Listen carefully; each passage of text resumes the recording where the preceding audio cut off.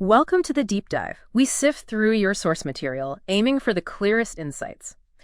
Today, we're looking at Matthew 24, specifically verses 21 and 22, a really profound prophecy. It asks, what does it mean that the days of the Great Tribulation will be shortened for the elect? So our mission here is to unpack that question, using the sources you provided. We want clarity on its significance. Okay, so to get into how these days are shortened, maybe we first need to define this Great Tribulation. Matthew 24.21 calls it, such as has not been from the beginning of the world until now, nor ever will be. What did your materials say about, its intensity? Right. And the sources you sent over, they make a really key point right away. It seems the Great Tribulation isn't just the beast's reign. Oh. Yeah, I mean, that period often seen as 42 months. Or 1,260 days. It's definitely part of it. But the sources are quite clear. The Great Tribulation actually includes both the beast's reign and something far worse. The 7 plagues. The 7 plagues. Exactly. And this distinction, well, it's critical because that description never will be again. It wouldn't really make sense if only the beast's reign was involved. The 7 plagues are depicted as significantly more devastating. That makes sense. So it's the combination beast's reign plus the plagues that meets that unprecedented horror description. That's what the sources indicate, yes. Yeah. It's that escalation. So with that understanding of the tribulation's full scope, well, now we can really tackle the core question. How are these days shortened for the elect's sake? Yeah, this is where it gets really interesting, isn't it? How do the sources explain that intervention? How are the days shortened? Well, the crucial thing to grasp, according to the material, is that the shortening isn't about reducing the overall length of the tribulation period on Earth for everyone. Okay, not shorter for everyone. No.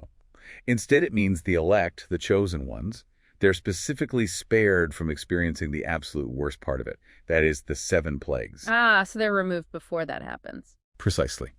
The sources say they'll be caught up into the air and changed, transformed, before those plagues hit. This is what ensures their physical salvation, as the sources put it. Physical salvation meaning their bodies. Yes, their bodies are preserved, transformed, instead of having to endure the full force of the final tribulation events. So while the whole period might last, say, 1,335 days for others still on Earth, right, for the elect, their experience of it is effectively cut short by this divine intervention. They go through the beast's reign, yes, but they're taken out just before the real cataclysm begins. It's like they're fast-forwarded past the worst bit. Okay, wow. So, spared the absolute crescendo. But this brings up another point, doesn't it? Your sources mention Matthew 24.36. Yes. No one knows the day or hour. Exactly. Where Jesus says only the Father knows the day or hour of his coming. How does that fit with these seemingly fixed periods, like 1,260 days or 1,335 days? It feels a bit like a contradiction. It seems like one, but the sources offer a pretty clear way to reconcile it. The idea is, while the duration of the tribulation and the fact that the elect's part in it gets cut short are predetermined, okay, the actual start date of the whole Great Tribulation, specifically when that abomination of desolation event happens in the temple, that specific timing is known only to the Father. Ah, I see. So the length and the sequence are outlined, but the exact calendar day it all kicks off. That's the secret. That's the interpretation presented in the material, yes.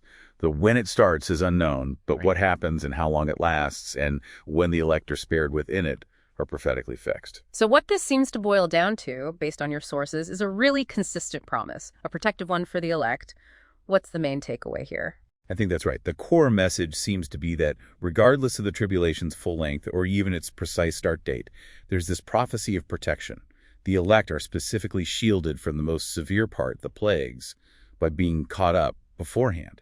It's about preserving them, not changing the overall timeline itself. It's quite remarkable, the level of detail and the specific nature of that promised protection. As we wrap this up, it really leaves you thinking, doesn't it, about the precision of these prophecies and yet that element of divine timing, the unknown start date. What stands out most to you, our listener, about this deep dive into how those days are shortened?